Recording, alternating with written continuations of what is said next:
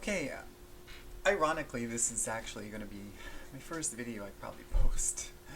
Um, and it's ironic because my original intention was to actually start posting training videos about cryptocurrencies.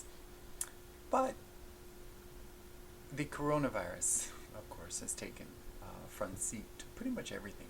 It's driving everything right now. It's driving the price of stocks, of cryptocurrencies.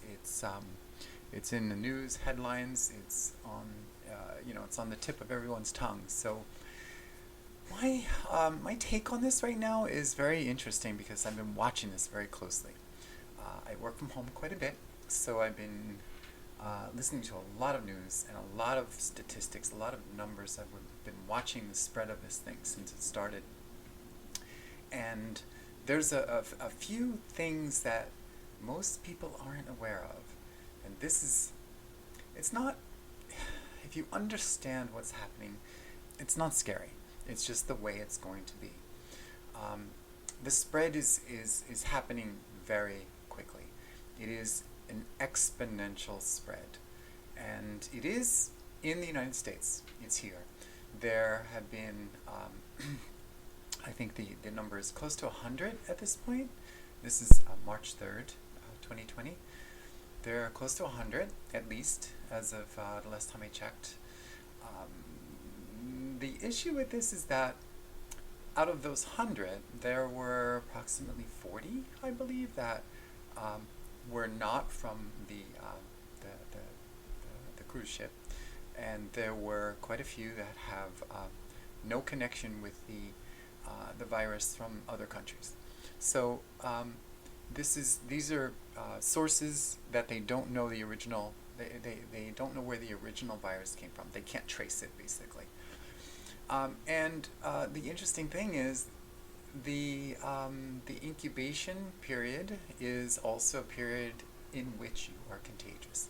And from what I understand, and again, I'm not a doctor, I'm not a scientist, but I'm watching all of these metrics, these statistics come out. And they say that you can be contagious for up to 4 weeks. So if any of these people have been out and about and literally have touched their mouth or touched their eyes or sneezed or coughed or even talked to someone else, when you talk, you actually, if you've ever noticed, you actually, there is saliva that is ejected. So the virus has spread, and it has spread to people that aren't even aware of it. So we have to kind of be ready for the fact that pretty much everybody's going to get this. We also have to be cognizant of the fact that, from what I understand, at this point, there are over 90,000 cases worldwide. There are also over 3,000 deaths from this. So that, to me, means that it's about a 3% fatality rate, which is more than what they're claiming on the media, and which is, yeah, that's scary. I mean, if you have 100 people that catch this, 3 of them are going to die. That's the statistics of this. And my biggest fear at this point isn't that. I'm in really good health. I am a bit older, but I don't think that's really going to play a big factor with me. I'm a vegetarian, I'm a runner, I eat right, I take my vitamins, I'm upping my zinc and vitamin C and vitamin D. I live in a warm place, so that's supposed to be a factor.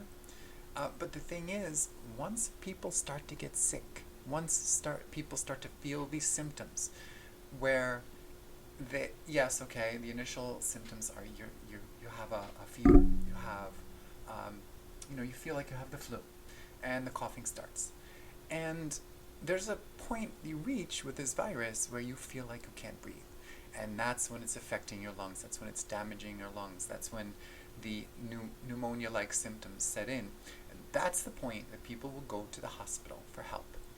And because this is now going to be exponential, because Unfortunately, our wonderful government never did anything to actually try to contain it, which they should have, because all the numbers were there. Um, Unfortunately, our hospitals and doctors are going to be overrun. And the people that need help during those times when they can't breathe, when the virus is actually destroying their lungs, um, they're not going to be able to get it. They're not going to be able to get that oxygen supply. They're not going to be able, they're just not going to get the help they need. And that's the scary part. That's the point at which the mortality rate goes way up. So, do I have advice? No, I don't have advice. Other than be healthy, um, do what the CDC, do what the WHO says right now. Avoid contact, wash your hands, wash them for at least 20 seconds thoroughly, lather those hands, and or use one of those hand sanitizers, right, with 60% alcohol. Very important. Try your best to avoid the masses for now. I mean, the way I look at it, and I know this is crazy, but I would have rather to have been one of the first few to get this, because they are getting the best medical care that they can get. And there are still let's say the death rate in the United States is lower than 3% at this point, because our case load is lower and our medical facilities are better and the attention is higher on those cases. But I expect that to change, and I would have rather have gotten this earlier, so that I could have been taken care of, as well everyone should.